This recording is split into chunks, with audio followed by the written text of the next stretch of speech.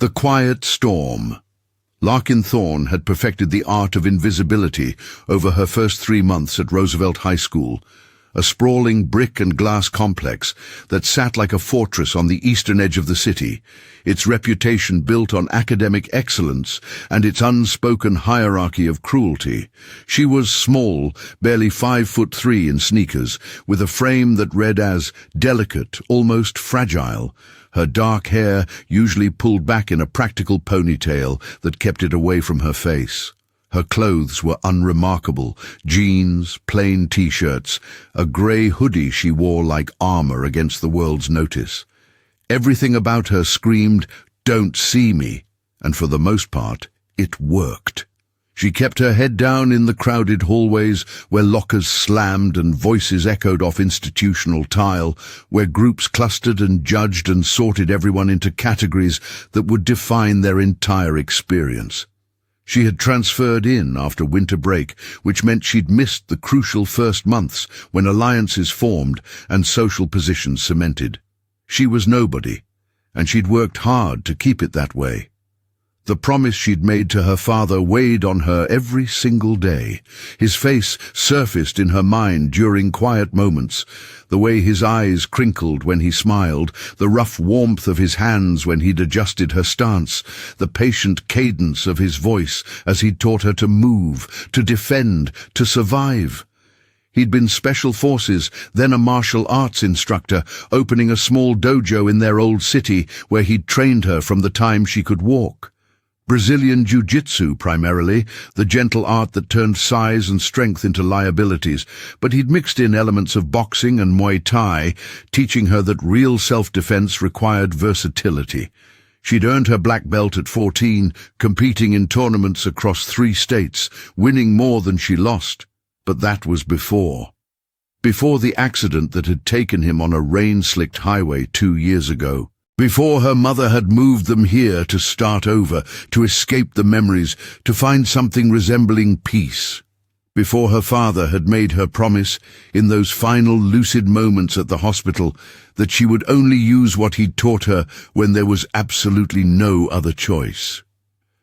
"Violence should be your last resort, not your first," he'd said, his voice barely a whisper against the beeping of machines. "You're stronger than you know, Lark. But true strength means knowing when not to fight." So she didn't fight. She absorbed. She endured. She became a ghost. The first encounter with Kendall Prescott had been almost forgettable. Larkin had been at her locker on a Tuesday morning, organizing textbooks, when someone's shoulder had knocked into hers hard enough to send her stumbling forward. "Watch it," a voice had said, dripping with casual contempt. Larkin had looked up to see a tall girl with perfectly highlighted blonde hair, expensive athletic wear that probably cost more than Larkin's entire wardrobe, and eyes that assessed and dismissed her in the same glance.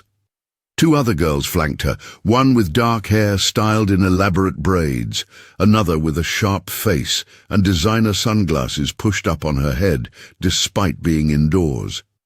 They'd been laughing about something, and Larkin had just been an obstacle. She'd mumbled an apology, even though it hadn't been her fault, closed her locker, and walked away. The encounter had lasted maybe 10 seconds, but something had shifted in that moment. Kendall had noticed her, and being noticed by Kendall Prescott was apparently a curse. The escalation had been gradual, almost experimental, like Kendall was testing boundaries to see what she could get away with. A deliberate bump in the hallway became 2, then 3. Comments started, "Cute hoodie," "Did you get it at the thrift store?" delivered with a smile that fooled nearby teachers, but not Larkin. "You always walk around looking at your feet? You afraid of making eye contact or something?" Books knocked from Larkin's arms as she walked to class, scattering across the floor, while Kendall and her friends, Paxton and Sterling, Larkin had learned, laughed and kept walking. "Oh my God, I'm so clumsy," Kendall would say with exaggerated innocence if anyone asked. Larkin would kneel and gather her things in silence, cheeks burning, while other students stepped around her or over her, no one offering to help. The unspoken rule seemed to be, don't get involved. Kendall's father was somebody important, some kind of executive or lawyer. The details were vague, but the influence was real. The Prescott family donated to the school. Kendall played on the volleyball team and maintained a 3.8 GPA. She was, on paper, a model student. What happened in the margins didn't count. By the third week, the pattern was established. Larkin would arrive at school early, trying to get to her locker before the crowds, before Kendall appeared like a storm rolling in. But Kendall seemed to have a sixth sense for it, materializing with her entourage, always with something cutting to say. "There's our little mouse," she'd announce, and the hallway would quiet slightly, people turning to watch or turning away, pretending not to see. Larkin kept her expression neutral, her body language non-threatening, her responses minimal. "Yes. Number, sorry, excuse me." She gave them nothing to grab onto, no reaction that would justify escalation. But her lack of response seemed to infuriate Kendall more than fighting back would have. There was something about Larkin's quiet acceptance that felt like defiance, though Larkin couldn't articulate why. She just wanted to disappear. The cafeteria was a special kind of hell. Roosevelt High's cafeteria was massive, able to seat 600 students across long tables arranged in clusters, with floor-to-ceiling windows along one wall that flooded the space with light. The social hierarchy was visible in the seating arrangements. Athletes near the windows, honors students in the middle, various subcultures claiming corners, and the uncategorized drifters finding space wherever they could. Larkin usually sat at the end of a table near the back, close to the trash bins, eating quickly and leaving as soon as possible. But one Thursday, she'd been halfway through a sandwich when she'd felt the presence behind her, that particular static that preceded trouble. "This seat taken," Kendall's voice, false sweetness coating steel. Before Larkin could respond, Kendall had accidentally knocked Larkin's lunch tray, sending her water bottle tumbling onto her lap, soaking through her jeans. Laughter erupted from Kendall's table. Larkin had stood slowly, water dripping, and walked to the bathroom without a word. She'd dried herself as best she could under the hand dryer, staring at her reflection in the mirror, pale face, tight expression, eyes that looked older than they should. She'd stayed in that bathroom until lunch period ended, sitting in a stall, breathing through the humiliation, reminding herself of her father's words. This wasn't worth breaking her promise over. This was just high school. It would pass. But it didn't pass. It intensified. Her locker was vandalized for the first time on a Monday morning in late March. Someone had scrawled "loser" across it in permanent marker. The maintenance staff had cleaned it, but the ghost of the letters remained, a faint shadow that Larkin saw every time she opened her locker. She'd reported it to administration, but without proof of who'd done it, there was nothing they could do. "Are you having trouble with anyone?" the vice principal had asked, a tired woman with reading glasses on a chain around her neck. Larkin had hesitated, then shaken her head. Snitching would only make things worse. The vice principal had seemed relieved not to have to deal with it. Paxton and Sterling had grown bolder, emboldened by Kendall's leadership. They'd started a whisper campaign, spreading rumors that Larkin had transferred schools because she'd been expelled from her last one, that she was weird, that she smelled, that she was dangerous. None of it was true, but truth didn't matter in the ecosystem of high school gossip. Perception was reality. Students who might have been neutral toward her started giving her wider berth. She was contaminated by association with Kendall's cruelty. The first weekend after the locker incident, Larkin had stayed in her room, door closed, while her mother worked a double shift at the hospital. She'd spread out her homework on her bed but couldn't focus, her mind cycling through the week's humiliations on an endless loop. She'd opened her closet and pulled out the duffel bag she kept hidden in the back, unzipping it slowly, like she was opening something forbidden. Inside was her GI, the traditional Brazilian jiu-jitsu uniform, still clean and pressed though she hadn't worn it in over a year. Beneath it were her competition medals, her rank certificates, photos of her father demonstrating techniques, his handwritten notes on strategy and philosophy. She'd run her fingers over the fabric, feeling the weight of it, the memory of who she used to be. In that other life, in that other city, she'd been confident, capable, someone people respected. Here she was nobody. She'd closed the bag and shoved it back into the closet, but the ache of it had followed her through the weekend. Sunday night she'd texted her old coach just to say hi, and he'd responded immediately, asking how she was, if she'd found a new school to train at. She'd lied and said she was thinking about it. The truth was, she couldn't. Training would mean remembering, and remembering hurt too much. Besides, she'd made a promise. Week 5 brought Rhodes Callahan into her life, though she didn't recognize the significance at first. He'd been in her English class since January, sat 2 rows over, always participated in discussions with intelligent observations that showed he actually did the readings, had an easy smile and a worn leather jacket that somehow looked natural on him rather than try hard. Larkin had noticed him the way she noticed everything, cataloguing details without engagement. But one afternoon after class, he'd stopped her in the hallway. "Hey, Larkin, right?"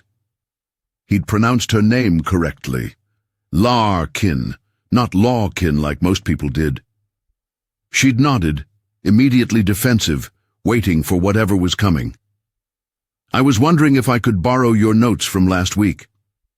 I had the flu and missed 3 days, and I know you take really thorough notes." He'd gestured to her notebook, which she was clutching against her chest. She'd hesitated, suspicious of kindness because kindness always seemed to have a price. But his expression had been genuine, open, no hidden agenda she could detect. She'd handed over the notebook silently. "Thanks. I'll get it back to you tomorrow. You're a lifesaver." He'd smiled, and she'd felt something crack slightly in the armor she'd built around herself. The next day, he'd returned the notebook with a coffee from the Starbucks near school, tucked into the spiral binding. "Thanks again. Your notes are better than the textbook." She'd taken it, not sure how to respond to the gesture, and he'd lingered for a moment like he wanted to say something else. "You're new here, right? How are you finding Roosevelt?" It was a simple question, but the genuine interest in his voice had thrown her. "It's fine," she'd said, the lie automatic. His eyes had studied her face like he could see through it, but he hadn't pushed. "Cool. Well, if you ever want to grab lunch or something, I usually eat by the art wing. It's quieter than the main cafeteria." Then he'd walked away before she could formulate a response. She'd stood there holding the notebook and the coffee, feeling the warmth of it seeping through the cup, and something that felt dangerously close to hope had flickered in her chest. She didn't go find him at lunch that day, or the next. But on Friday, she'd walked past the art wing and spotted him sitting on a bench outside the ceramic studio, eating a sandwich and reading a battered paperback. He'd looked up as she approached, and his face had brightened. "Hey, come sit." She had, perching on the edge of the bench like she might need to flee at any moment. They'd talked about the book he was reading, something sci-fi she hadn't heard of, and then about the English assignment, and then about music. And before she knew it, lunch period was ending, and she'd actually laughed at something he'd said. It was the first time she'd laughed at school since transferring. "Same time Monday?" he'd asked, and she'd nodded. As she'd walked away, she'd felt eyes on her, and turned to see Kendall watching from across the courtyard, her expression unreadable, but distinctly not friendly. The flicker of hope in Larkin's chest had transformed into a cold knot of dread. By week 6, Larkin and Rhodes had fallen into an easy rhythm. They'd eat lunch together most days, talking about everything and nothing. Books, movies, music, their weirdly specific pet peeves, their plans for after graduation that felt both exciting and terrifying. He was funny without trying too hard, smart without being pretentious, and he seemed genuinely interested in what she had to say. She'd learned he wanted to study architecture, that he'd lived in Roosevelt's district his whole life, that his parents were divorced and he split time between their houses, that he played guitar in a band that practiced in his friend's garage every Sunday. He'd learned she was new to the area, that her father had passed away, that she loved old movies and terrible reality TV in equal measure, that she was actually really good at calculus even though she pretended not to be. What she didn't tell him was about the bullying, about Kendall, about the constant low-grade threat that colored every day.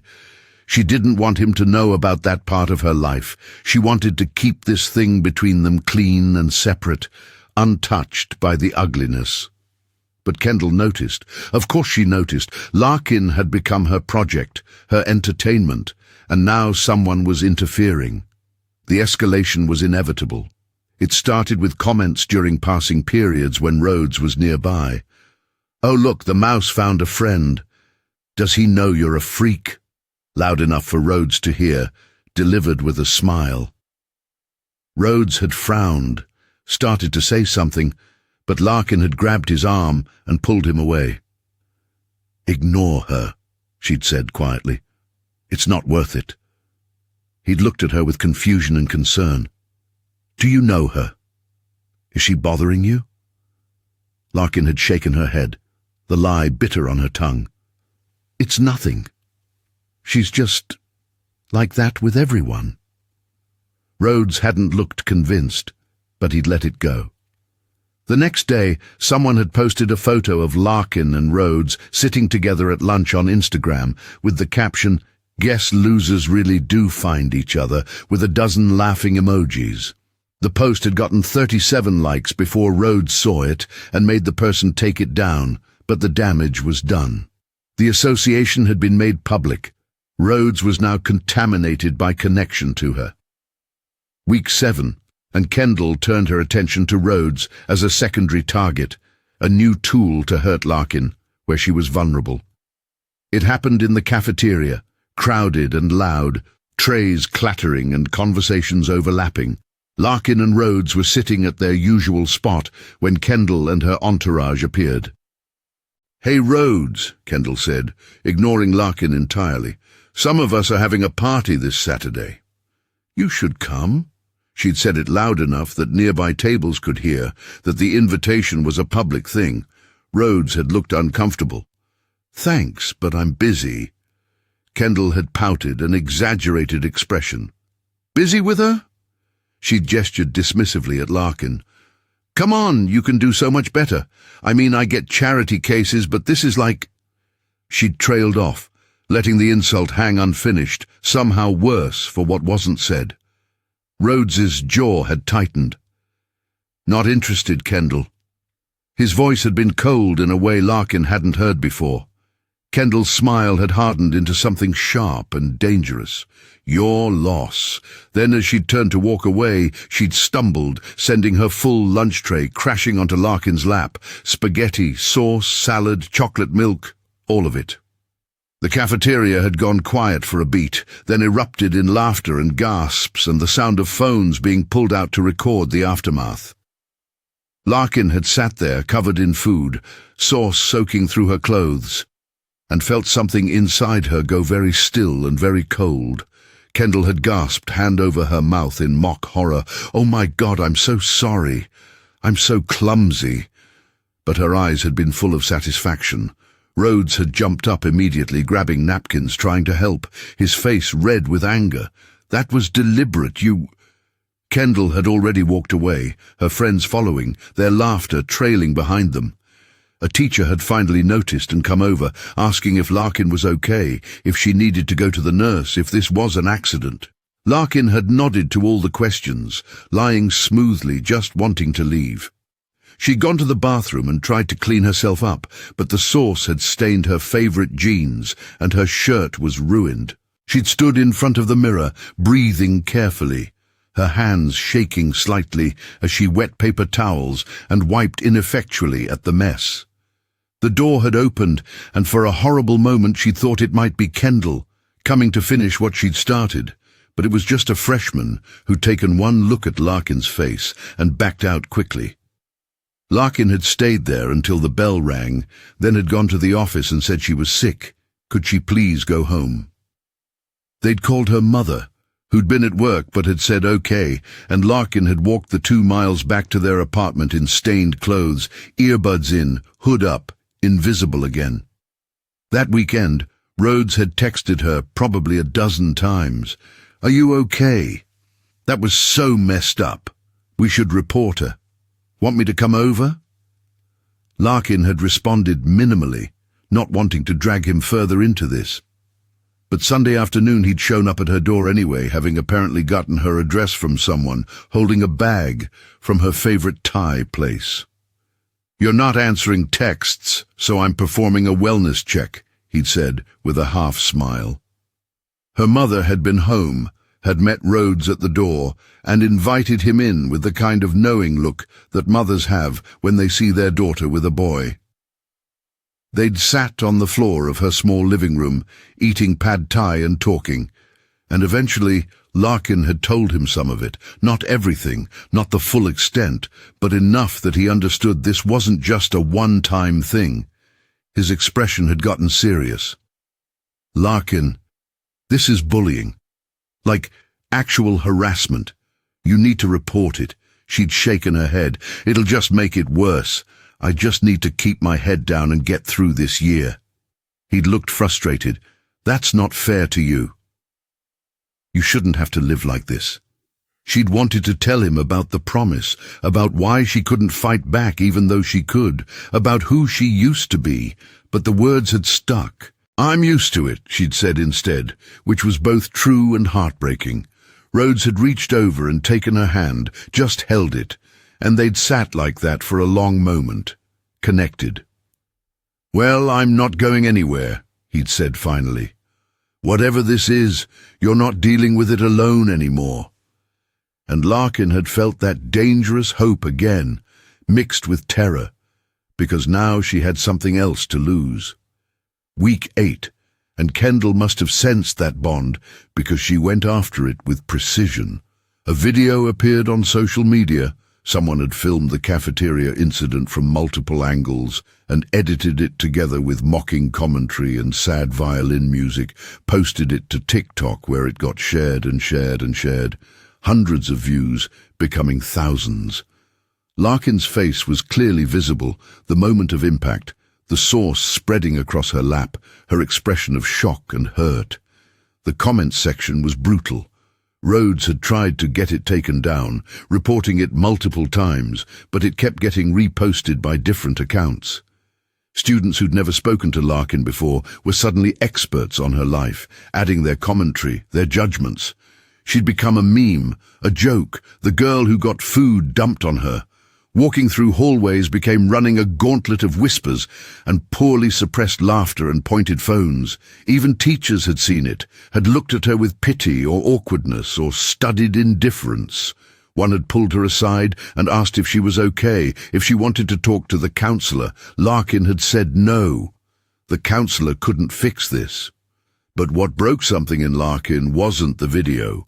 It was what happened to Rhodes. He'd confronted Kendall in the hallway, told her she needed to stop, that he was going to report her if she didn't. Kendall had listened with that smile, then had started a rumor that Rhodes had tried to ask her out, and she'd rejected him. And now he was bitter and taking it out on her by dating that weird charity case. The rumor made no sense, but it didn't need to. It was enough to make Rhodes's friends on the basketball team give him shit, to make people look at him differently, to put a target on his back too. And he didn't care.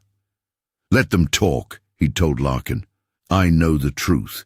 You know the truth. That's what matters." But Larkin could see it was getting to him, the social pressure, the way his reputation was being damaged by association with her. She'd considered breaking off their friendship to protect him, had even practiced the words, but every time she tried to say them, she couldn't. She was selfish, she realized. She needed him. He was the only bright spot in this nightmare. Week 9 brought a change in Larkin that was subtle but undeniable. Something was shifting beneath her carefully maintained exterior. It started small. She stopped looking at her feet when she walked, started meeting people's eyes instead of avoiding them. Her posture straightened fractionally, shoulders back instead of hunched and protective, Rhodes noticed. "You seem different," he'd said one day at lunch. "Not bad different. Just different." She hadn't known how to explain it. The promise she'd made to her father was still sacred, still binding, but the weight of carrying it alone while absorbing abuse was becoming unsustainable. She'd started having dreams about her father's dojo, about the feeling of the mat under her feet, the controlled violence of sparring, the satisfaction of executing a technique perfectly. She'd wake up with her hands in fists, her body remembering what her mind tried to forget. One night, she'd gotten up at 2 in the morning and gone through forms in her bedroom, moving through the shadow versions of techniques, her muscle memory flawless, despite the time away. It had felt like visiting a grave, painful but necessary. The verbal exchange happened on a Tuesday in the main hallway between 3rd and 4th period. Larkin had been at her locker when Kendall appeared, flanked as always by Paxton and Sterling. The hallway was crowded, people everywhere, the perfect stage. "Hey, Mouse," Kendall had started, her tone bored like this was just routine now. "I was thinking, you know what your problem is?" Larkin had continued organizing her locker, not responding. "Your problem is you're a ghost. You don't exist. Even your little boyfriend is starting to figure out you're not worth the trouble." Something in Larkin had snapped, not broken, but snapped into place. She'd closed her locker and turned to face Kendall directly, making eye contact, holding it. The change in her posture, her energy, must have been visible because Kendall had actually paused, momentarily thrown. "My name is Larkin," she'd said, her voice quiet but clear, audible in the pocket of space around them. "Not Mouse, Larkin. And I'm done with this." The hallway had gotten quieter, people sensing something different, phones coming out. Kendall had recovered quickly, laughing. "Oh, the mouse has a voice! What are you going to do, cry at me?" Paxton and Sterling had laughed on cue. Larkin had just looked at her, really looked, seeing past the performance to the insecurity underneath, the desperate need for control and attention and power. "I'm going to ask you once, politely, to leave me alone." After that, she'd trailed off deliberately, letting the implication hang. Kendall's eyes had narrowed. "After that, what? What are you going to do?" Her voice had risen, playing to the audience now gathering. Larkin had just smiled slightly, not aggressive, not threatening, just knowing. "Let's hope we don't find out." Then she'd walked away, leaving Kendall standing there off balance. Rhodes had caught up with her 2 hallways later, eyes wide. "What was that?" he'd asked. "That was amazing." Larkin had been shaking slightly with adrenaline, but also with relief. She'd stood up for herself without violence, without breaking her promise. But she'd also seen the look in Kendall's eyes at the end, not defeat, not fear, calculation. This wasn't over. Week 10, and Larkin was different in ways that went beyond posture and eye contact. She'd started training again, alone in her bedroom at night, going through techniques, drilling movements, her body responding with joy to the familiar patterns. She'd pulled out her gi and hung it where she could see it, a reminder of who she really was. She'd started eating more, sleeping better, feeling the strength returning to her body that had been there all along, just dormant. Rhodes had noticed the change and seemed both encouraged and worried. "You seem more confident," he'd said one afternoon at lunch. "That's good. But I'm also worried that Kendall's going to escalate because of it.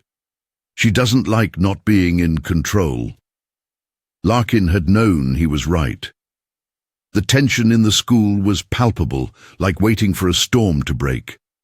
Other students could sense it too, the shift in dynamic, the way Larkin no longer shrank when Kendall approached, the way she stood her ground in small ways.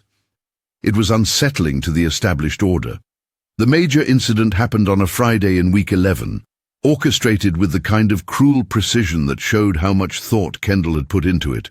Larkin had been leaving school, walking through the parking lot toward the bus stop, when she'd heard Rhodes shout her name. She'd turned to see him running toward her, and behind him Kendall's boyfriend, a linebacker named Brett, who Larkin had barely registered existed, had been walking toward Rhodes's car with a baseball bat. In the seconds it took for Larkin to process what was happening, Brett had swung the bat through the driver's side window, shattering it, glass exploding across the parking lot. Then he'd taken another swing at the windshield. Rhodes had grabbed his arm before he could connect, and they'd grappled, Brett bigger and stronger, but Rhodes not backing down. Larkin had run toward them, screaming for them to stop. And that's when she'd seen Kendall standing by her own car, filming the whole thing on her phone, smiling. Other students had gathered, some filming, some just watching. A teacher had finally emerged from the building and started shouting, and Brett had shoved Rhodes hard enough to send him stumbling back, then had dropped the bat and walked away like nothing had happened. The aftermath had been chaos. School security had been called, police had shown up, statements had been taken. Rhodes's car had been badly damaged, but his insurance would cover some of it.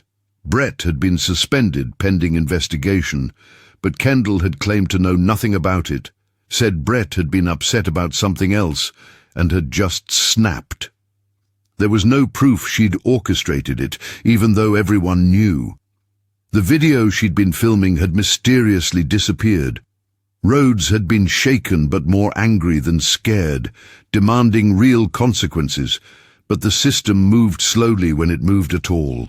Larkin had sat with him while they waited for his dad to come pick him up, and she'd felt something cold and hard settle in her chest. This had been aimed at her, at punishing her through Rhodes, and he'd been caught in the crossfire. This was her fault for making friends, for allowing herself to care and be cared about. "I'm sorry," she'd said quietly. Rhodes had looked at her sharply. "For what?" "You didn't break my window," but they both knew that wasn't the point. That weekend, Larkin had made a decision, not to seek revenge, that would dishonor her father's teaching, but to stop hiding, to be ready. She'd dug out her training gear and had actually called her old coach. They'd talked for an hour, her filling him in on everything, him listening without judgment. "Sounds like you've been trying to carry something that's too heavy alone," he'd said finally. "Your dad made you promise not to fight unless you had no choice.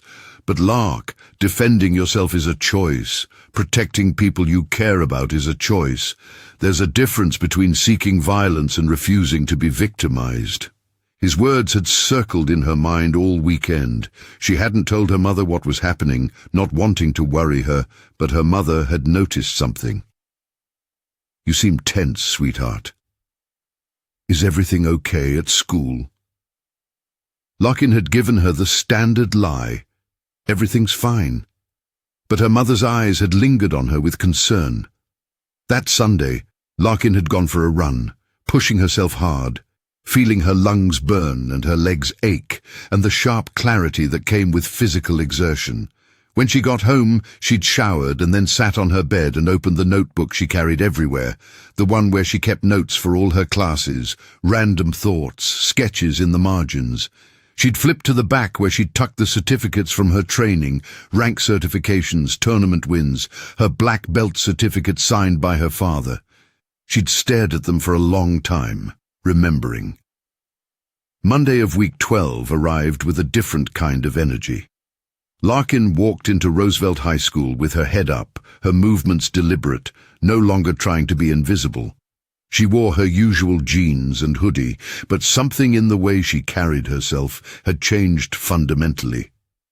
Rhodes had met her at her locker, taking in her expression. "You okay?" he'd asked. She'd nodded. "Better than okay. Whatever happens, happens." He'd looked at her with a mixture of concern and curiosity. "That's both reassuring and terrifying." She'd smiled genuinely. Yeah. They'd walked to first period together, and Larkin had felt eyes tracking her, whispers following, people sensing something different. Kendall had been in the hallway outside the classroom, had seen Larkin and started to approach with that familiar predatory smile, but something in Larkin's direct gaze had made her pause. The moment had stretched, a challenge unspoken, and then Kendall had turned away with a dismissive hair flip. But Larkin had seen the calculation in her eyes. This wasn't Kendall backing down. This was Kendall planning. The trap was sprung at lunch, in front of everyone, cameras ready. Larkin and Rhodes were sitting at their usual spot when Kendall appeared with her full entourage, plus several athletes, plus what looked like half the school's social elite. The cafeteria noise level dropped as people noticed the gathering storm. "Hey, Larkin," Kendall had said, her voice carrying across the space.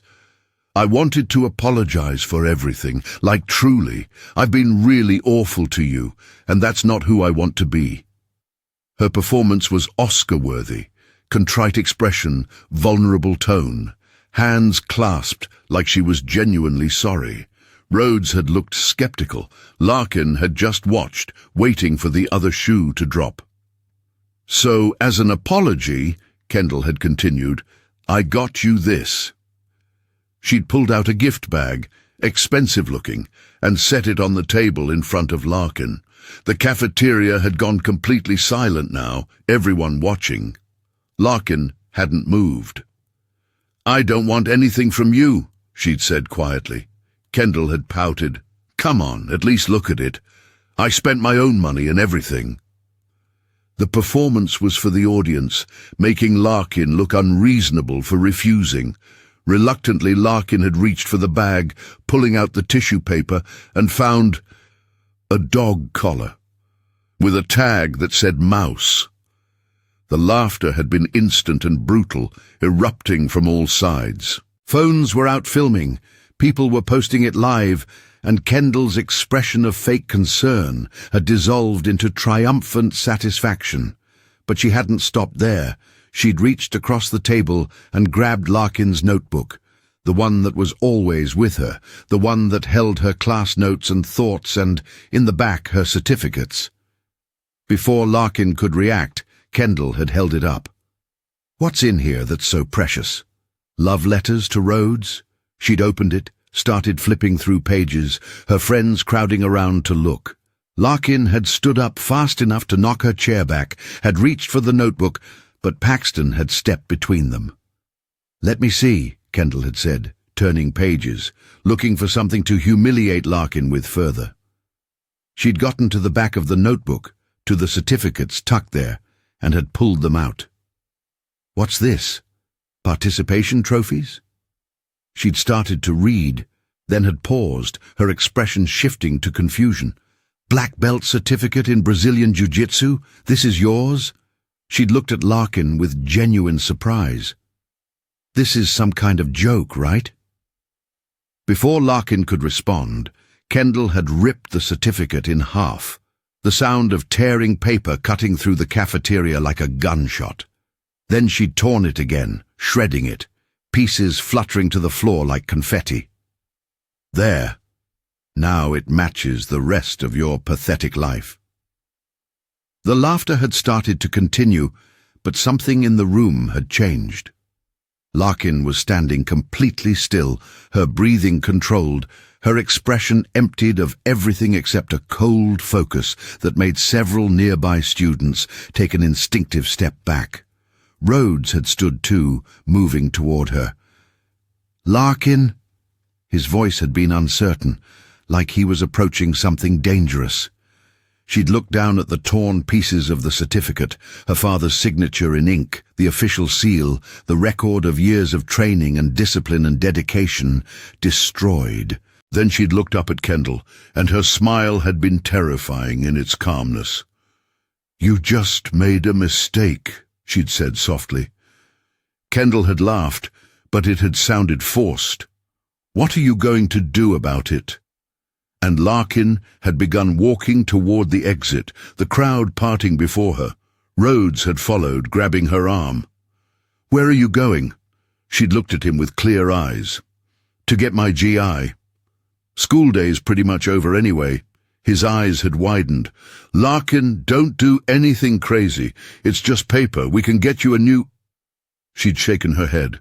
"It's not about the paper. It's about what it represented, and about the fact that I've tried everything else." She'd pulled out her phone and texted Kendall a simple message. "Roosevelt parking lot. After school. Just you and me. Let's settle this." Then she'd walked out of the cafeteria, leaving chaos in her wake. The word had spread through Roosevelt High School faster than any official announcement could have moved. By 8th period, everyone knew there was going to be a fight in the parking lot after school. Teachers had heard rumors and were on alert, but students were masters at keeping secrets when they wanted to. The location had been shared in group chats, on social media, whispered in hallways. This wasn't just about Larkin and Kendall anymore. This had become theatre, entertainment, the kind of event that defined a school year. Rhodes had tried to talk Larkin out of it multiple times. "This is what she wants," he'd argued during passing period. "You fight her, you get expelled, she wins." Larkin had just shaken her head. "I'm not going to fight her. I'm going to defend myself. There's a difference." Her calm had been absolute, and Rhodes had recognized that arguing was pointless. "Then I'm coming with you. I'm not letting you do this alone." She'd squeezed his hand. "I've never been alone. Not since I met you. But this is something I have to do." Larkin had gone home during 8th period, technically cutting class, but none of the teachers had stopped her, and had changed into her GI. The white uniform felt like putting on armor, the weight of it familiar and comforting. She'd tied her black belt with the careful ritual her father had taught her, each wrap precise, the knot exactly centered. She'd looked at herself in the mirror and barely recognized the person staring back. This wasn't the invisible girl who'd walked the halls of Roosevelt for 3 months. This was someone else, someone older, someone done with hiding. Her mother's car wasn't in the driveway, still at work, so she'd left a note on the kitchen table. "Had to take care of something. Home by dinner, love you." Then she'd walked back to school, her GI under a loose jacket, arriving just as the final bell rang.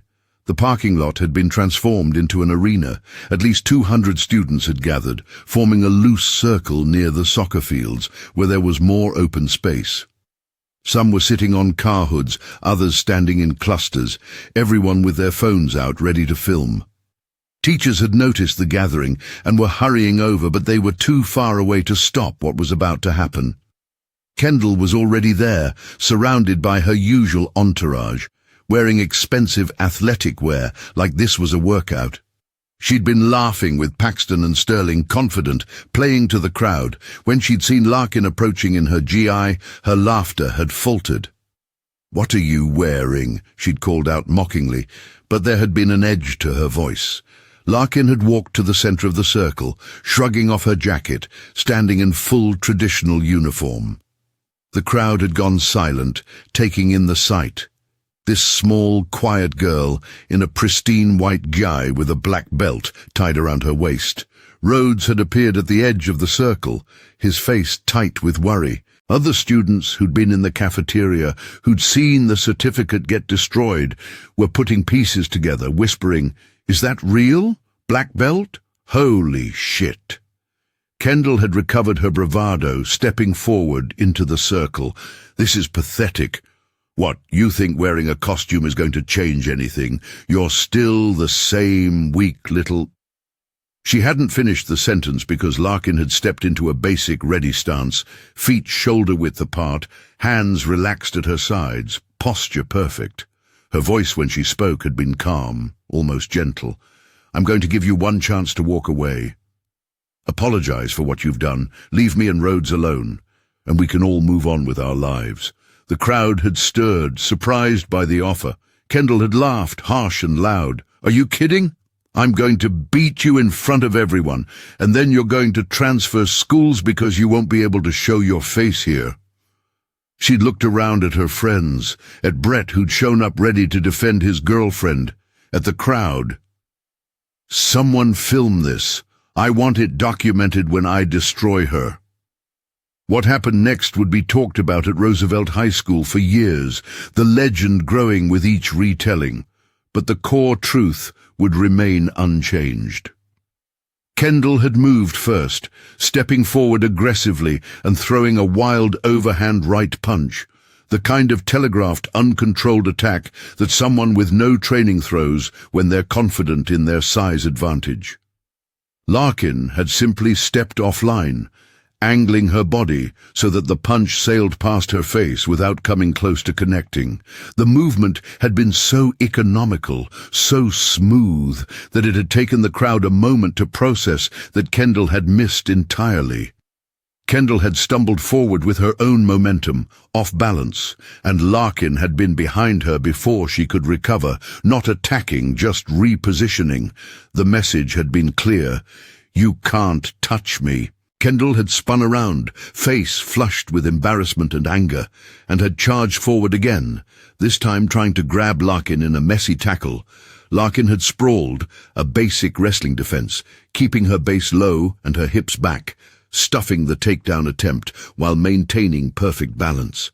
Her right arm had snaked around Kendall's neck in a front headlock, controlling her posture, keeping her bent over and unable to generate power. "Stop," Larkin had said quietly. "This is over." But Kendall had been beyond listening, had tried to pull free, had grabbed at Larkin's GI, had attempted to throw wild punches from the position. Each attempt had been neutralized with minimal effort, Larkin adjusting her grips, controlling distance, never striking, only defending and controlling. The crowd had been dead silent now, the only sounds Kendall's frustrated grunts and the shuffling of feet on asphalt. This wasn't a fight. This was a demonstration of the distance between trained and untrained, between discipline and rage. Larkin had released the front headlock and stepped back, giving Kendall space to recover. "Please stop," she'd said again. Kendall had stood up, chest heaving, hair disheveled, and her expression had transformed into something ugly and desperate. That's when Brett had stepped forward, all 220 pounds of football player bulk coming to his girlfriend's defense. "That's enough," he'd said, moving toward Larkin with clear intent. Rhodes had started forward, but Larkin had held up one hand, stopping him. "Brett, don't." Her voice had been firm but not aggressive. He hadn't listened, had reached out to grab her shoulder, probably intending to just push her around. What happened next had been pure reflex, the product of 10,000 hours of training. Larkin had caught his wrist as he'd reached, had stepped into his space, had used a basic armbar control to hyperextend his elbow without actually injuring it, had leveraged his own forward momentum to take him off balance, and in the space of perhaps 2 seconds, Brett had been on the ground, his arm controlled, Larkin kneeling beside him with textbook position. The technique was called udagatame in judo, and it was designed to control much larger opponents with minimal force. Brett had struggled once, had felt the pressure on his elbow increase to the point of pain, and had gone still. "Tap," Larkin had said calmly, giving him the option to submit.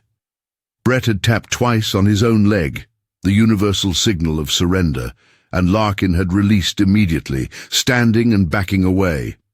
That's when things escalated. Paxton and Sterling, loyal to the end, had rushed forward along with 2 other members of Kendall's crew.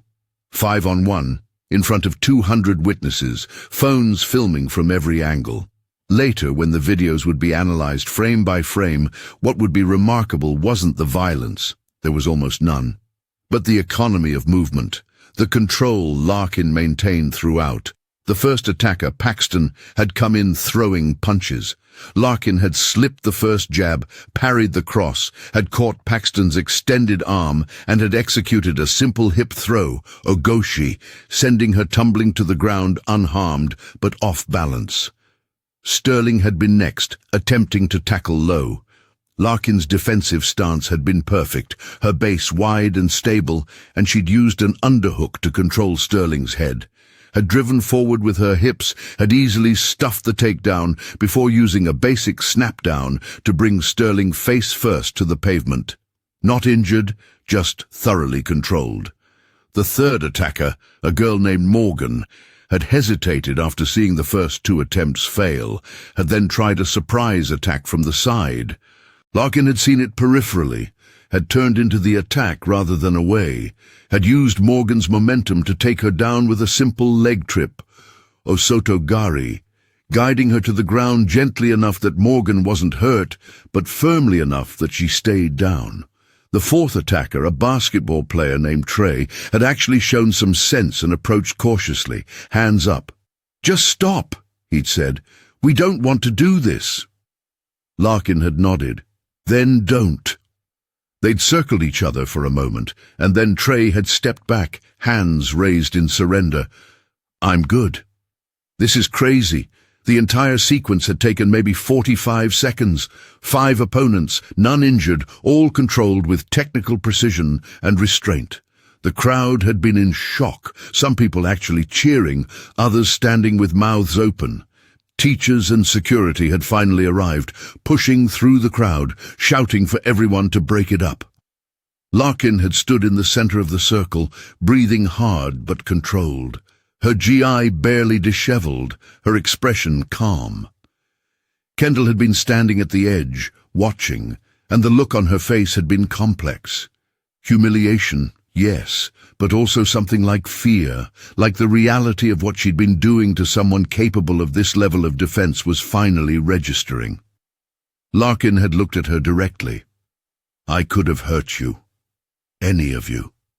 I could have broken bones, dislocated joints, made you all spend the evening in the emergency room. But I didn't. Because that's not who I am. That's not what my father taught me." Her voice had carried across the parking lot. "All I ever wanted was to be left alone, to come to school, make friends, live my life. You couldn't allow that. You made my life hell for months. You targeted someone I care about, and you destroyed something precious to me." She gestured to where the torn certificate pieces were probably still on the cafeteria floor. "But I'm not going to become a bully to stop a bully. I'm not going to hurt people because I can. I'm going to defend myself, defend my friends, and set boundaries. And if you can't respect those boundaries, then this is what happens. You get shown exactly how powerless you really are." The silence after her words had been absolute. Then one person had started clapping, slow and deliberate, and others had joined, and within seconds it was thunderous applause. Not everyone.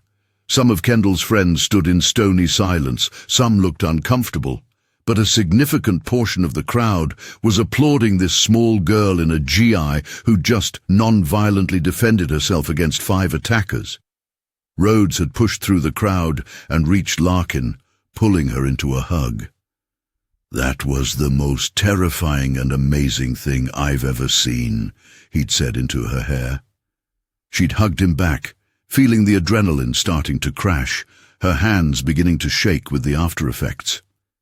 The vice principal had arrived with school security, demanding to know what was happening, taking in the scene of students on the ground, Larkin in her GI, the crowd with phones out. "Everyone back to your cars now. School's over. Go home." The crowd had dispersed slowly, reluctantly, people still filming, still processing. Larkin had been told to come to the office, along with Kendall and everyone else involved. As they'd walked across the parking lot, Larkin had looked back at where the confrontation had happened and seen the security footage cameras mounted on the light poles. Everything would have been recorded. Good. Let them see exactly what happened. The administrative aftermath had lasted hours. Parents had been called, statements had been taken, videos had been reviewed. The security footage had shown everything clearly. Kendall attacking first, Larkin defending, Brett intervening, Larkin controlling him safely, the others attacking, Larkin defending against all of them without causing injury. The vice principal had sat in her office, watching the footage multiple times, her expression unreadable. "Miss Thorne," she'd said finally, "this is unprecedented. You're clearly trained in martial arts." Larkin had nodded. "Brazilian jiu-jitsu primarily. Also some boxing and Muay Thai. I hold a black belt, though the certificate was destroyed." She'd said it matter-of-factly, without emotion. The vice principal had looked at the footage again. "You defended yourself without causing serious injury to anyone. That's actually remarkable restraint." She turned to look at Kendall and the others.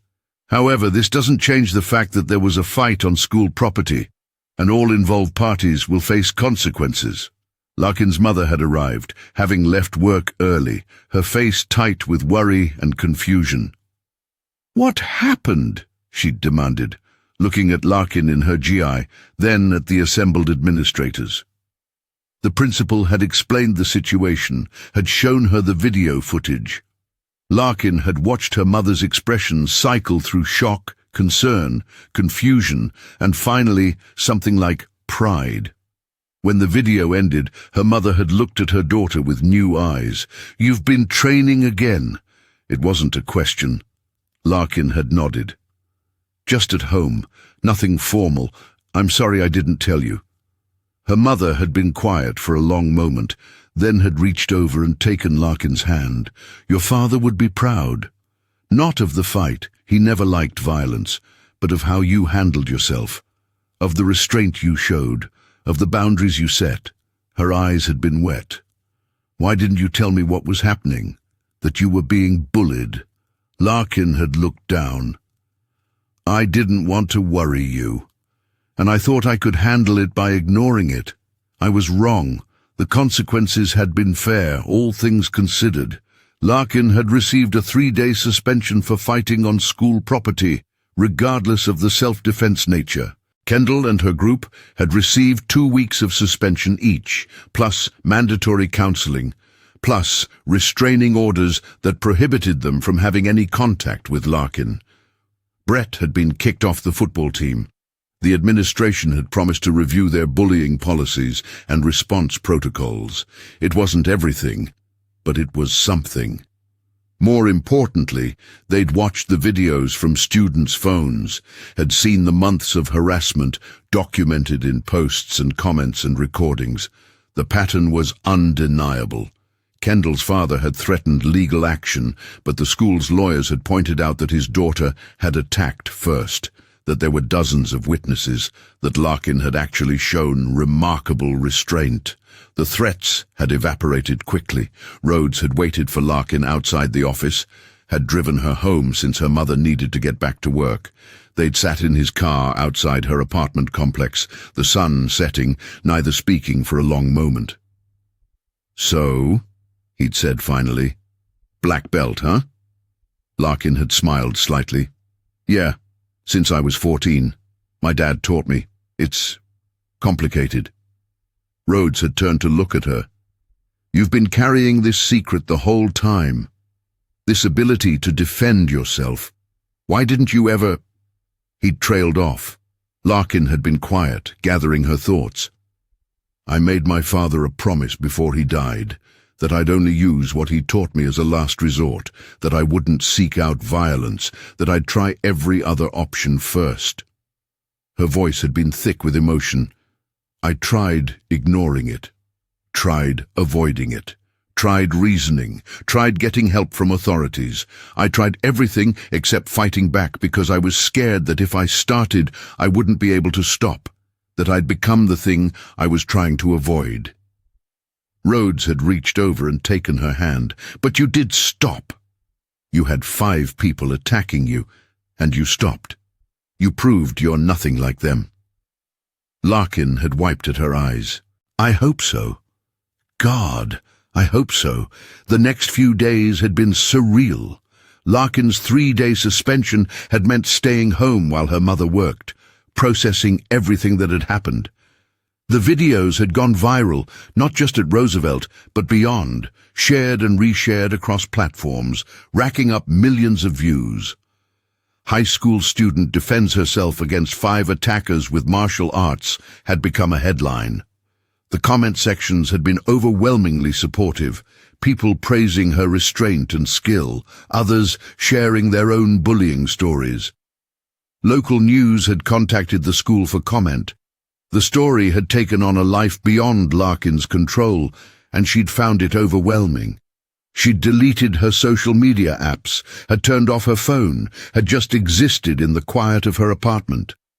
Her old coach had called, had told her she'd done everything right, that her father would be proud. You upheld every principle he taught you, Lark. You defended yourself without losing your humanity. That's the highest achievement in martial arts. His words had helped more than he probably knew. When Larkin returned to school the following Monday, the atmosphere had been completely different. Walking through the parking lot, through the front doors, down the main hallway, students had parted for her, but not out of fear, out of respect. People she'd never spoken to had greeted her, had told her what she'd done was brave, had shared their own stories of being bullied and wishing they'd had the courage to stand up. Some had apologized for not intervening, for being bystanders. "I saw what Kendall was doing to you," one girl had said, teary. "I should have said something." "I'm sorry I didn't." Larkin had just nodded, accepting it, understanding that bystanders were complicated, caught between self-preservation and moral responsibility. Rhodes had been waiting at her locker, had hugged her tightly.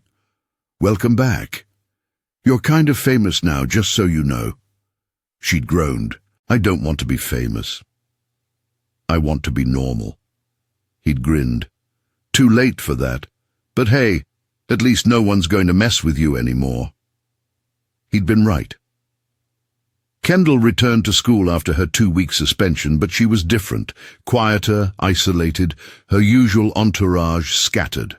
Paxton and Sterling kept their distance from everyone, eating lunch at opposite ends of the cafeteria from each other. The social hierarchy that had seemed so permanent had cracked and reformed. Kendall walked the halls with her head down, avoiding eye contact, the predator transformed into prey by the weight of her own actions. Larkin had seen her once in the bathroom, just the two of them, and they'd made brief eye contact in the mirror. Kendall had looked away first. Neither had spoken. There was nothing left to say. But 3 weeks later, something unexpected happened. Larkin had been at her locker after school when Kendall had approached alone. No backup, no performance. She'd looked nervous, vulnerable in a way Larkin had never seen. "Can I talk to you?" she'd asked quietly. Larkin had tensed instinctively, then forced herself to relax. "Sure." They'd walked to an empty classroom, Kendall's hands fidgeting with the strap of her bag. When they were alone, Kendall had taken a deep breath. "I want to apologize. Like truly apologize, not the fake shit I tried in the cafeteria." She'd looked at Larkin directly. "What I did to you was horrible. Inexcusable. I made your life hell because I could. Because I was dealing with my own stuff, and it was easier to take it out on someone else than to deal with it." Her voice had been shaking. "My dad has these insane expectations, and nothing I do is ever good enough, and I took all that pressure and anger and turned it outward. Onto you. And that was wrong."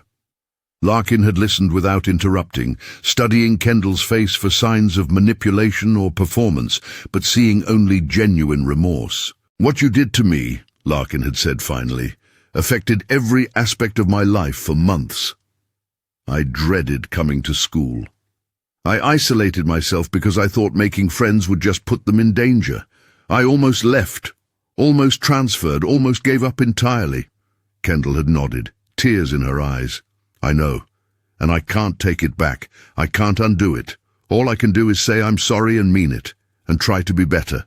She'd wiped at her eyes. "You could have really hurt me. All of us. We attacked you 5-on-1. And you didn't break any bones, didn't seriously injure anyone. You could have, but you didn't. That's—" She'd trailed off, searching for words. "That's more mercy than I deserved." Larkin had been quiet for a long moment. "My father taught me that anyone can fight, Anyone can hurt people. True strength is choosing not to when you have the power to. She'd looked at Kendall steadily. I accept your apology. But acceptance doesn't mean forgetting. It doesn't mean we're friends. It means I'm not going to carry hatred for you around anymore because that would just poison me. Kendall had nodded quickly. I understand. I'm not asking for friendship. Just forgiveness, maybe. Eventually. Larkin had considered that. Maybe eventually. For now, let's just agree to leave each other alone. Respectfully. Kendall had offered her hand, and after a moment's hesitation, Larkin had shaken it. The handshake had been brief, formal, but it had represented closure of a kind. The rest of the school year had passed in a kind of peace Larkin hadn't thought possible. The bullying epidemic at Roosevelt had decreased noticeably. Word had spread about consequences, about administration paying attention, about students not remaining silent. Larkin had been approached by the school counselor about starting an anti-bullying program, and while she'd declined to lead it, she'd agreed to speak at an assembly about her experiences. Standing in front of the entire student body, sharing her story, had been terrifying and cathartic. She talked about her father, about the promise, about trying every peaceful option before finally defending herself. I'm not saying everyone should learn martial arts, she'd said into the microphone, her voice echoing across the auditorium. But I am saying that everyone deserves to feel safe at school.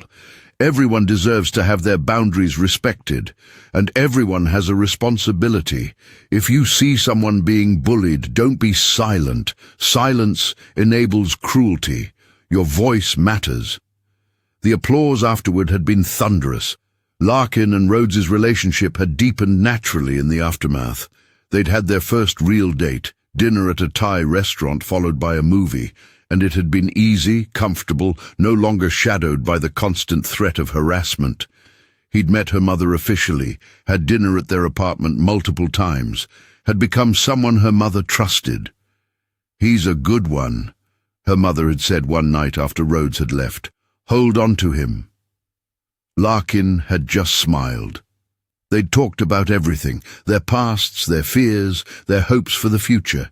Rhodes had told her about his parents' messy divorce, about feeling caught between two households, about using architecture as an escape into creating perfect spaces, because his own life felt chaotic. Larkin had told him more about her father, about the training, about the guilt she sometimes still carried for using what her father had taught her, even though it had been in self-defense. Your dad would understand, Rhodes had said with certainty. He gave you tools to protect yourself and others. You used them exactly as intended. There's no guilt in that. One Saturday in late spring, Larkin had finally returned to her old dojo. Her coach had welcomed her back with a bear hug, and stepping onto those mats again had felt like coming home. She trained with her old training partners, had lost herself in the rhythm of drilling techniques and rolling, had remembered why she loved this art so much. It wasn't about violence, it was about problem-solving, about chess with your body, about the incredible empowerment of knowing you could defend yourself if needed. After class, her coach had pulled her aside. You handled that situation at your school perfectly. You know that, right? Larkin had nodded, feeling lighter than she had in months. I think my dad would agree. Her coach had smiled. I know he would. He's probably been watching, proud as hell. Larkin had started crying then, the release of months of tension and grief and stress, and her coach had just let her. No judgment, no rush. When she'd finally stopped, she'd felt cleansed, ready to move forward. The end of the school year had approached with the usual chaos of finals and final projects and the bittersweet awareness that this chapter was closing. Larkin had scored well enough on her exams to salvage her grades despite the turbulent semester. She'd been invited to multiple end-of-year parties, had actually attended a few, had discovered that she enjoyed socializing when it wasn't tinged with fear. Rhodes had been with her at most of them, But she'd also made other friends, people who'd approached her after the assembly, who'd shared their own stories, who'd formed genuine connections. The girl who'd apologized for being a bystander, whose name was Alexis, had become a close friend, someone Larkin studied with and texted late at night about random thoughts. The community of former victims and reform bystanders had coalesced into something positive. On the last day of school, Larkin had walked through Roosevelt's hallways with a strange mix of emotions. This place had been the site of some of her worst experiences, but also where she'd found roads, where she'd discovered her own strength, where she'd learned that mercy was more powerful than revenge. She'd passed the cafeteria where the certificate had been destroyed, the parking lot where the confrontation had happened, the lockers where she'd been an invisible ghost. At each location, she'd paused, acknowledging the memory, then letting it go. Rhodes had found her standing outside the building, looking up at the brick and glass facade. "Ready to leave this place behind?" he'd asked, slipping his hand into hers. She'd squeezed his fingers. "Yeah, but I'm also grateful for it weirdly. Everything that happened here made me who I am." He'd kissed her temple. "Well, I like who you are. So I guess I'm grateful too, even if I hated watching you go through it." That evening, there had been an informal gathering at the park near school, not an official event, just students hanging out, celebrating summer, saying goodbye. Larkin and Rhodes had gone, had sat on the grass with Alexis and a few others, watching the sunset paint the sky in shades of orange and pink.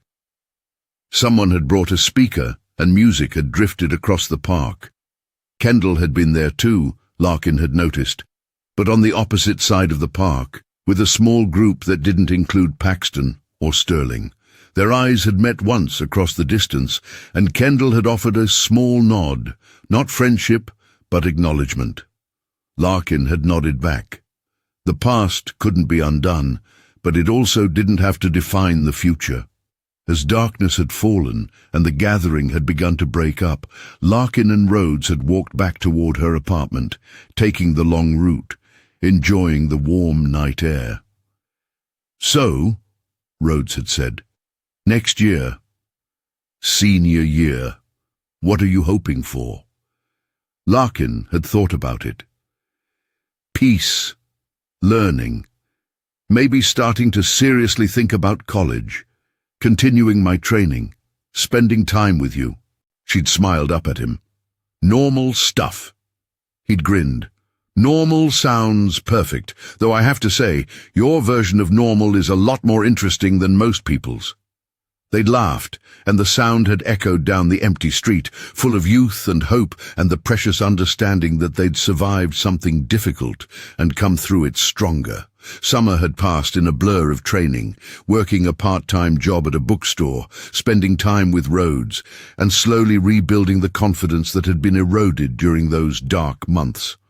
Larkin had continued therapy, something her mother had insisted on after everything, and which Larkin had found surprisingly helpful. Talking through the trauma, the guilt, the complicated emotions around defending herself had given her tools to process it all healthily. Her therapist had pointed out that Larkin had done exactly what she needed to do, that self-defense was not the same as aggression, that setting boundaries through action when words failed was not only acceptable but necessary. "You showed incredible restraint," the therapist had said during one session. "Many people in your situation would have seriously injured their attackers. You controlled yourself and the situation simultaneously. That's remarkable."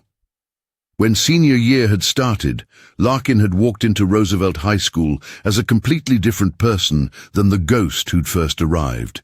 She'd been confident without being arrogant, friendly without being naive, strong without being aggressive. The story of what had happened had become part of Roosevelt's culture, a cautionary tale about bullying, an inspiration about standing up for yourself, a reminder that people weren't always what they seemed. New students that year had been told the story by older students, the details shifting and growing in the retelling, but the core truth remaining: don't underestimate people, don't be a bully, and if you're being targeted, speak up. The administration had implemented new policies, mandatory training for teachers on recognizing and addressing bullying, an anonymous reporting system. It wasn't perfect. No system was, but it was better. Larkin had noticed a change in herself beyond just confidence. She'd become aware of other students who seemed isolated or targeted, and she'd made a point of reaching out. A quiet freshman being mocked for his clothes, Larkin had sat with him at lunch, had introduced him to her friend group, had watched him slowly come out of his shell. A girl being harassed online, Larkin had helped her report it, had offered support, had shown her it was okay to ask for help. She'd never positioned herself as a vigilante or a protector, just as someone who'd been there and understood. The ripple effect had been real. Other students had started doing the same, creating a culture where bullying was less tolerated, where bystanders became upstanders. It wasn't universal, and problems still existed, but the environment was measurably better. Kendall had kept her distance throughout senior year, but Larkin had heard through the grapevine that she'd been in therapy too, that she'd joined a volunteer program at a youth center, that she was trying to be better.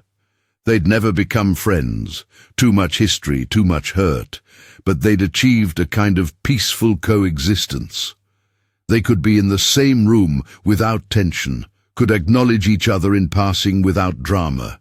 It was, perhaps, the best possible outcome given the circumstances. Larkin had learned that forgiveness didn't require reconciliation, that you could let go of anger without embracing the person who'd hurt you. It was a mature understanding, one that spoke to the growth she'd undergone. Rhodes and Larkin's relationship had continued to deepen, moving from the intensity of crisis bonding to the steadier ground of genuine partnership. They'd applied to colleges together, not the same schools necessarily, but coordinating to stay relatively close. Rhodes had been accepted to a prestigious architecture program, while Larkin had gotten into a university with a strong pre-law program and, importantly, a competitive martial arts team. The idea of training at the collegiate level, of continuing to develop her skills while also pursuing her education, had excited her in ways she hadn't expected. Her father's legacy would continue, but on her own terms, in her own way. The spring of senior year had brought the usual chaos of prom and graduation preparations, but also a request that surprised Larkin. The school board had asked her to speak at graduation, to share her story as part of the ceremony. She'd been hesitant, the attention still made her uncomfortable, but her mother had encouraged her. "You have something important to say. People need to hear it." So Larkin had written a speech, had revised it a dozen times, had practiced it until she could deliver it without her voice shaking. The night of graduation, sitting in her cap and gown among hundreds of other students, she'd felt the weight of the moment. How far she'd come from that scared, invisible girl who'd walked into Roosevelt 15 months ago. When her name had been called to speak, she'd walked to the podium on shaking legs, looked out at the sea of faces, students, parents, teachers, administrators, and had taken a deep breath. "Good evening," she'd begun, her voice carrying across the football stadium where the ceremony was being held. "My name is Larkin Thorne, and I want to talk to you about strength, mercy, and the courage to stand up for yourself."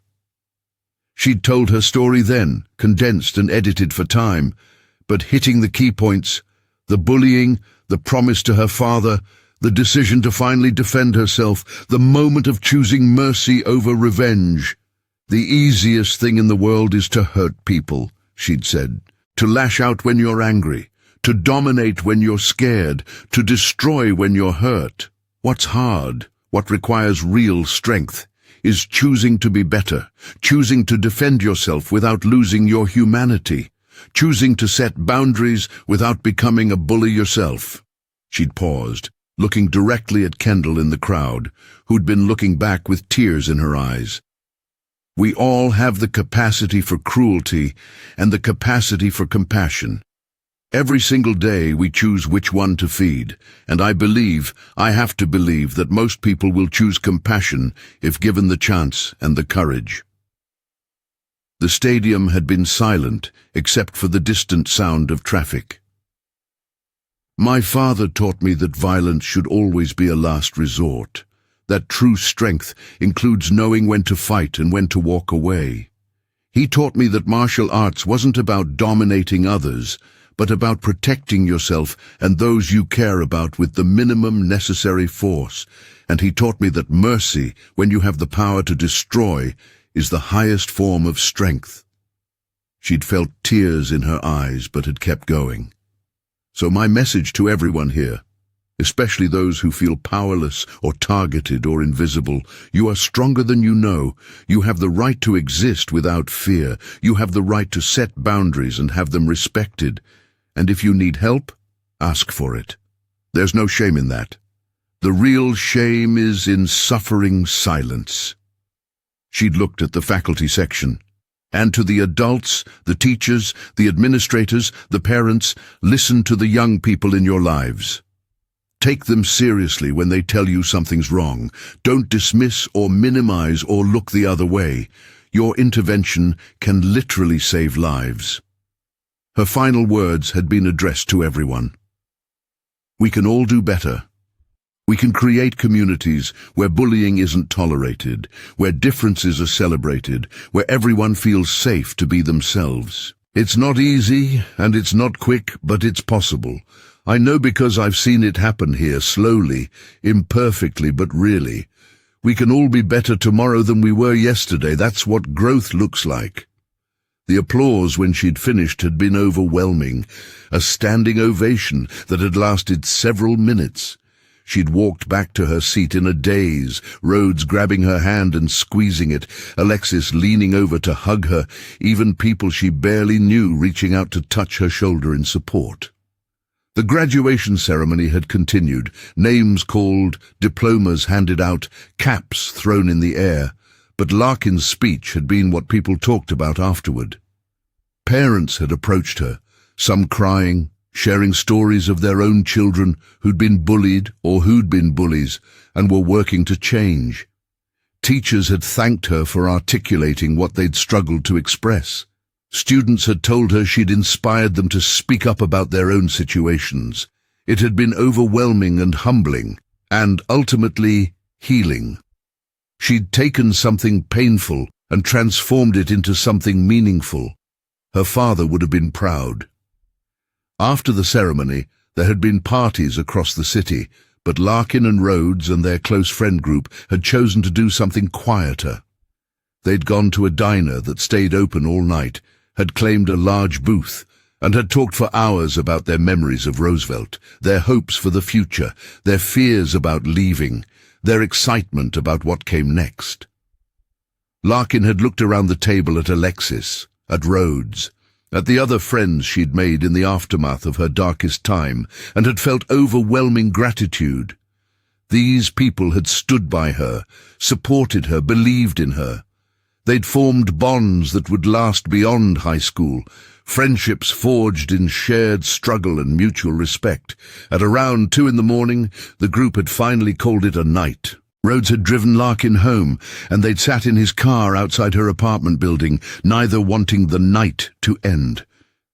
That speech was incredible, he'd said quietly. You're incredible. You know that, right? Larkin had leaned her head against his shoulder. I feel like I'm finally becoming the person I'm supposed to be. Like everything that happened, as awful as it was necessary to get me here. Rhodes had kissed the top of her head. Well, I'm glad you made it through. I can't imagine my life without you in it now. They'd sat in comfortable silence for a while, and then Larkin had spoken. Thank you for seeing me when I was invisible, for standing by me when it would have been easier to walk away, for being you. Rhodes had lifted her chin to look at him. "Always, whatever comes next, wherever we end up, you're stuck with me." They'd kissed then, soft and sweet and full of promise. Two young people who'd been through fire and come out stronger together. Summer after graduation had been a golden time. Working, training, spending time with friends and Rhodes, preparing for college, existing in that liminal space between childhood and adulthood. Larkin had gone back to competing in martial arts tournaments, finding joy in the sport aspect again without the weight of grief attached to it. She'd placed in several competitions, had reconnected with the community, had been approached about teaching kids classes at her old dojo. She'd started doing that twice a week, discovering that she loved teaching, loved watching young students develop confidence and skill, loved passing on what her father had taught her. One evening in late August, a week before she was due to leave for college, Larkin had been cleaning out her room and had found the duffel bag with her training gear. At the very bottom, beneath the GI and medals and photos, she'd found something she'd forgotten about. A letter. It was in her father's handwriting, addressed to her, sealed. Her hands had trembled as she'd opened it, unfolding the paper carefully. "My dearest Lark," it began, and just seeing his handwriting had made her eyes blur with tears. "If you're reading this, I'm gone. I'm sorry I couldn't be there to see you grow up, to watch you become the incredible woman I know you'll be. I want you to know how proud I am of you, of your discipline, your dedication, your kind heart. The skills I've taught you are tools, nothing more. They don't define who you are. What defines you is how you choose to use them, and I trust you completely to make the right choices." Larkin had wiped at her eyes, continuing to read. "Remember that martial arts is about more than fighting. It's about confidence, about knowing your own strength, about understanding that you can handle whatever comes. But it's also about mercy, about restraint, about being strong enough to walk away. You will face situations where you'll be tempted to use your skills to dominate or intimidate. Don't. You're better than that. The true test of your training isn't whether you can defeat an opponent, it's whether you can choose not to when you have the power to." The letter continued. "I made you promise to use violence only as a last resort because I wanted you to understand that every other option must be exhausted first. But Lark, defending yourself is not wrong. Protecting people you care about is not wrong. Setting boundaries, even physical ones, is not wrong. If you ever find yourself in a situation where you must act, trust your training, trust your judgment, and don't let anyone make you feel guilty for protecting yourself or others." Her father's final words had been, "Live a full life, my darling girl. Make friends, fall in love, take risks, fail sometimes, succeed sometimes, be gloriously, messily human. Don't let fear hold you back, and if anyone tries to hurt you or make you small, remember, you are a storm. Quiet when you choose to be, devastating when you need to be, and always, always strong. I love you forever. Dad." Larkin had sat on her bedroom floor holding that letter, crying in a way she hadn't allowed herself to cry in years. Grief and gratitude and love and loss all mixed together, overwhelming and cleansing. Her mother had found her like that, had sat down beside her and held her, no words necessary. They'd stayed like that until the tears had stopped. And then Larkin had shown her mother the letter. Her mother had read it, had cried too, and then had looked at her daughter with clear eyes. "He knew exactly who you were and who you'd become. And he was right. You are a storm. You're exactly the person he hoped you'd be." Larkin had folded the letter carefully, had put it in a frame with a photo of her father, had packed it in her luggage for college. It would go with her, a reminder of where she'd come from and who she was trying to be. The day Larkin left for college, her mother had driven her the 3 hours to campus, Rhodes following in his own car since his school was nearby. They'd moved her into her dorm room, met her roommate, explored the campus. The martial arts gym had been Larkin's favorite discovery. A dedicated space with mats, heavy bags, weight equipment, everything she could need. The coach had recruited her for the competition team immediately after seeing her credentials. When it had finally been time for her mother and Rhodes to leave, the goodbyes had been emotional, but hopeful. "Call me all the time," her mother had said, hugging her tightly. "I'm so proud of you, sweetheart. Your father would be too." Rhodes's goodbye had been harder, knowing they'd be apart more than together now, but also knowing this was right. "I'll see you on weekends and breaks, and whenever we can manage," he'd said, holding her close. "This isn't goodbye. It's just see you soon." Larkin had kissed him, had watched them drive away, and then had turned to face her new life. College had been both challenging and liberating. Classes had been difficult but engaging. Her roommate, a pre-med student named Jade, had become a fast friend. The martial arts team had been incredibly welcoming, and training with other black belts, pushing each other to improve, had been thrilling. She'd competed in several intercollegiate tournaments, had won more than she'd lost, had been featured in the school paper for her achievements. But more than any of that, she'd felt free. Free from the weight of her past, free to be herself without fear, free to define herself on her own terms. She was still Larkin Thorne, the girl who'd survived bullying and chose mercy over revenge. But she was also so much more: a student, an athlete, a girlfriend, a friend, a teacher, a writer. She'd started journaling about her experiences, considering turning it into a book someday. A person with depth and complexity and infinite potential. Years later, when Larkin would look back on her time at Roosevelt High School, the memories would be complicated. The pain of those months of bullying would never completely fade, but it would be balanced by the growth that came from surviving it. She'd learned that strength came in many forms: the physical strength to defend yourself, yes, but also the moral strength to show mercy, the emotional strength to set boundaries, the social strength to build community, the mental strength to process trauma healthily.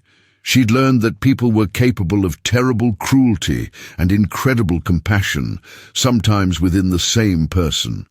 She'd learned that change was always possible for those willing to do the hard work. She'd learned that bystanders had as much responsibility as victims and perpetrators to create a better environment. And she'd learned that the promise she'd made to her father wasn't about never fighting. It was about always being thoughtful, always considering consequences, always choosing the path that honored her values. The certificate that had been destroyed in the cafeteria had been replaced. Her old coach had pulled strings with the Federation to get her a new one, certified and official. It hung on the wall of her dorm room next to the framed letter from her father, physical reminders of where she'd been and how far she'd come, but more important than any piece of paper was the understanding she carried inside herself, that true victory wasn't about defeating an opponent or proving your strength or getting revenge. True victory was about becoming the person you were meant to be despite the obstacles, about protecting your humanity even when others tried to take it from you, about choosing every single day to be better than the worst thing that ever happened to you. That was the lesson her father had tried to teach her, the lesson that Roosevelt High School had forced her to learn, the lesson she would carry forward into every part of her life. She was Larkin Thorne, and she was finally truly free.